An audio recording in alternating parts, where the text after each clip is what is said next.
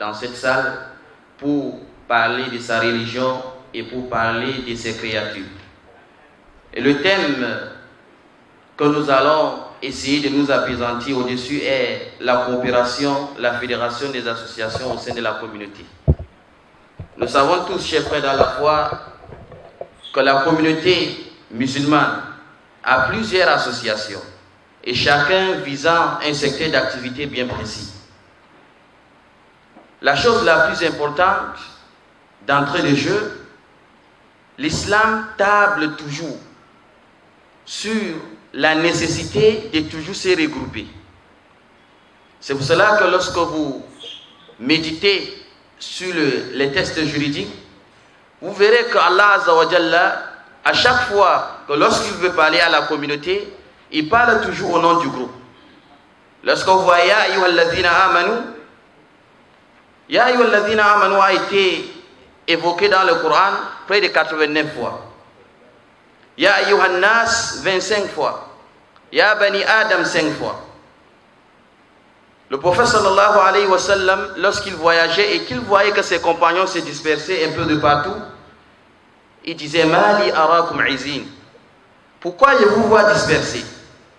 Le rapporteur du hadith dit Ka'annahu yuhibbul jama'a. La manière dont il parlait, c'est comme s'il aimait le groupe. Il dit, à partir de ce moment, à chaque fois qu'il voyageait, il s'est regroupé à un seul endroit. Hatta qila law wudiya alayhim thawbun la'ammahum. De telle sorte que si on prenait un grand vêtement et on les couvrait avec, ça devait tous les couvrir. Une autre fois, il voyage avec ses compagnons, il se disperse.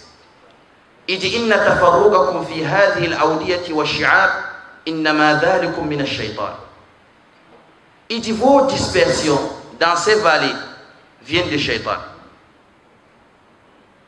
Le prophète sallallahu alayhi wa sallam dit مثل المؤمنين في توادهم وتراحمهم وتعاطفهم كمثل الجسد الواحد إذا اشتكى منه عضو تداعى له سائر الجسد بالسهر والحمى. Et dit l'exemple des croyants, ils sont semblables à un seul corps. Lorsqu'un membre souffre, alors ces membres invitent tout le corps. C'est tout le corps qui veille et c'est tout le corps qui est touché par la fièvre. Alhamdulillah, nous avons plusieurs associations qui se sont regroupées, c'est-à-dire des personnes qui se sont regroupées, s'est constituées en association pour les œuvres de bienfaisance. Et cela obéit à un principe religieux bien établi. Wa ta'awanu 'ala al-birri wat-taqwa wa la ta'awanu 'ala al-ithmi wal-'udwan. Entraidez-vous dans l'accomplissement des bonnes œuvres et la piété. Ne vous entraidez pas dans les péchés et la transgression. Mais maintenant, lorsque nous voyons notre société, vous allez voir qu'il y a plusieurs associations qui œuvrent, qui accomplissent des bonnes actions. Mais malheureusement, ils travaillent d'une manière dispersée. Et le fait de travailler dispersé fera perdre beaucoup à la communauté, même si on a une bonne intention. Parce qu'une seule association, si une association décide de mener ses activités dans un seul domaine, alors elle sera incapable de couvrir ce secteur seul. Pourquoi pas toutes ces associations?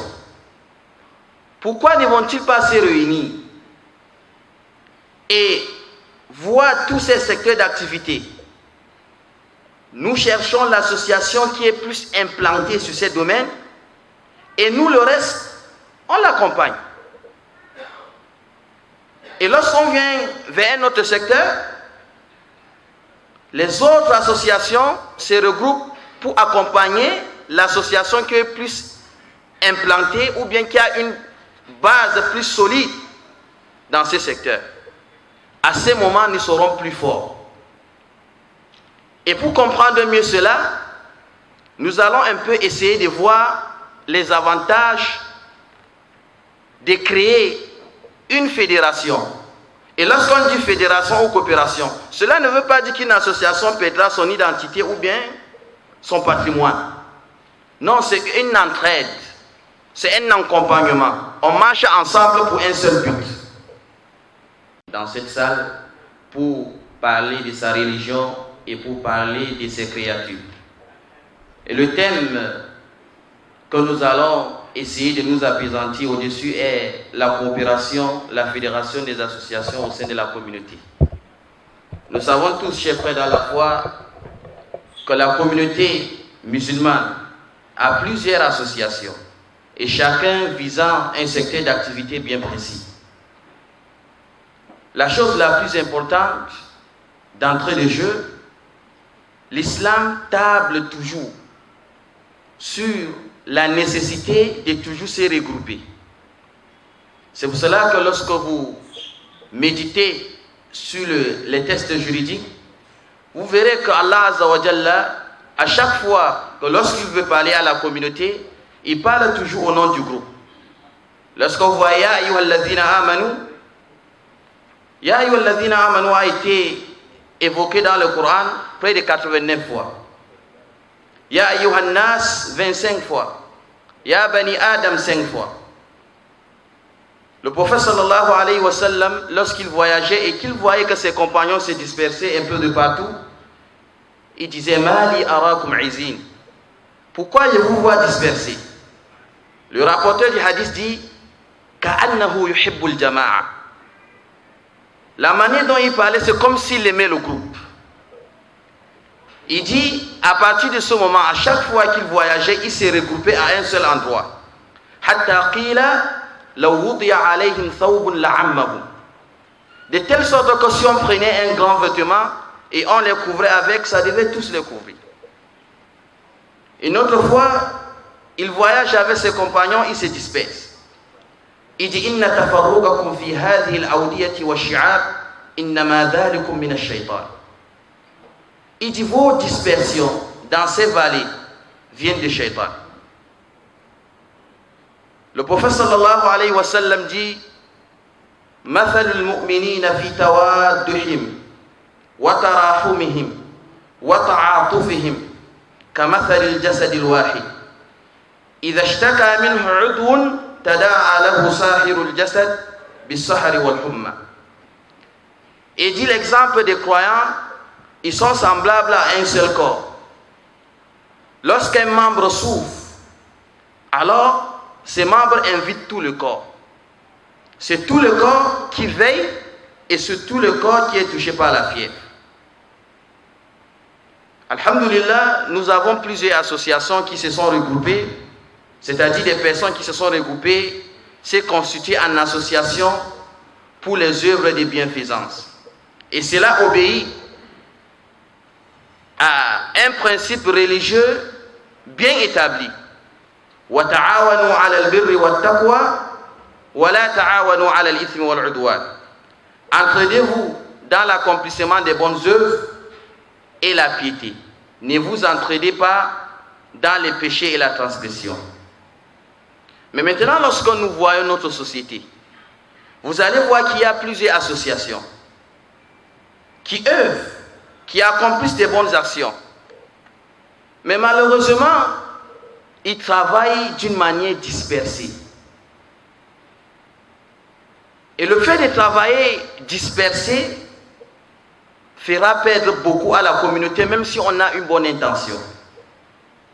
Parce qu'une seule association, si une association décide de mener ses activités dans un seul domaine, alors elle sera incapable de couvrir ce secteur seul. Pourquoi pas toutes ces associations? Pourquoi ne vont-ils pas se réunir et voir tous ces secteurs d'activité? Nous cherchons l'association qui est plus implantée sur ces domaines et nous, le reste, on l'accompagne. Et lorsqu'on vient vers un autre secteur, les autres associations se regroupent pour accompagner l'association qui est plus implantée ou bien qui a une base plus solide dans ces secteurs, à ce moment, nous serons plus forts. Et pour comprendre mieux cela, nous allons un peu essayer de voir les avantages de créer une fédération. Et lorsqu'on dit fédération ou coopération, cela ne veut pas dire qu'une association perdra son identité ou bien son patrimoine. Non, c'est une entraide, c'est un accompagnement. On marche ensemble pour un seul but. Parmi les avantages que nous allons avoir lorsque nous travaillons en coopération ou en fédération, il y a at-ta'awun yazidu fil ikhlas. Travailler ensemble augmentera notre sincérité dans nos œuvres. La sincérité. Parce que c'est le but visé. Toute œuvre que nous allons faire au nom d'Allah, si elle n'est pas accompagnée par la sincérité, sachant qu'elle ne mène à rien. C'est pour cela que le prophète sallallahu alayhi wa sallam dit les 3 premières personnes à entrer en enfer. Ce ne sont pas les consommateurs d'alcool, ce ne sont pas des agresseurs. Parmi eux, il y a une personne qui a dépensé pour Allah, qui a fourni des efforts dans le sentier d'Allah, de telle sorte qu'il avait même des bons témoignages de ceux qui vivent autour de lui. Mais qu'est-ce qui se passe? Il ne le faisait pas pour Allah. Allah demandera aux anges de prendre la personne et jeter en enfer. Parce que ce jour-là, aucun secret ne sera caché. Yawma tubla sarair, wa hussila ma fi sudur. Dans la sincérité. Et qu'est-ce que la sincérité veut de nous? C'est que lorsque nous voyons un frère qui est en train de faire une bonne action, il faut d'abord se réjouir lorsqu'il réussit. Ça, c'est la sincérité. Parce que si on n'est pas sincère, même si c'est un frère qui œuvre pour Allah, même si c'est une association qui accomplit des bonnes actions, à partir du moment que ce n'est pas mon association, alors je chercherai toujours des mots à dire par rapport à ce qu'il fait. J'aurai toujours des mauvaises pensées envers lui. Oui, j'aurai toujours des mauvaises pensées envers lui. Parce que je ne suis pas sincère. Alors que si on travaille en groupe, même si ce n'est pas moi qui suis devant, à partir du moment que nous avons travaillé en coopération, alors je me sens aussi concerné.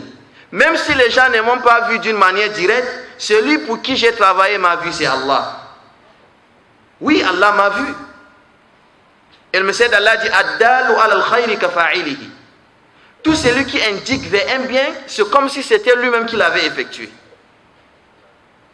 Alors, si on coopère ensemble et qu'une association qui s'est implémentée ou bien s'est implantée sur un domaine bien précis, nous l'accompagnons, même si c'est elle qu'on voit, Allah Azza wa Jalla sait ceux qui ont travaillé et qui sait qu'il y a une coopération entre les associations.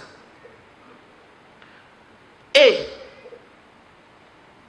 Imam Shafi'i a dit une parole que nous méritons tous de rester un moment pour méditer.